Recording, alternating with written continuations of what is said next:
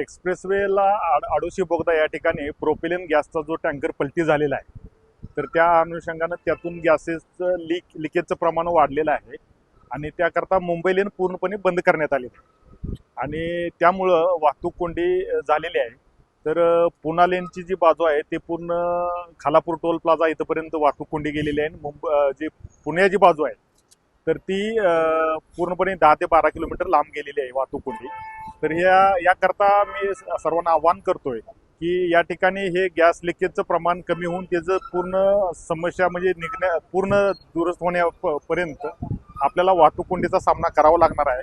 याकरता मुंबईला जाणारी जी पुण्याहून जी वाहतूक आहे ती जर तामिनी घाट मार्गे जर मुंबई आणि त्याचसोबत इकडून कर्जत मार्गे थोडक्यात जर मुंबईला ठाणेकडे जर वाहतूक चालू केली तर निश्चितपणे त्याचा फायदा होणार आहे आणि शक्यतो या ठिकाणी वाहतूक कोंडी आणखी थोडे तास चालण्याची शक्यता आहे. NDRF टीम आणि त्यानंतर इथं जे अपघातग्रस्तांच्या मदतीसाठी जी टीम आणि त्यासोबत BPCL टीम, हे तिन्ही टीम या ठिकाणी कार्यरत आहेत. त्यांच्याकडनं शर्थीचे प्रयत्न चालू आहेत. लवकरात लवकर याचं समस्या सुटू शकेल अशी अपेक्षा व्यक्त करतो.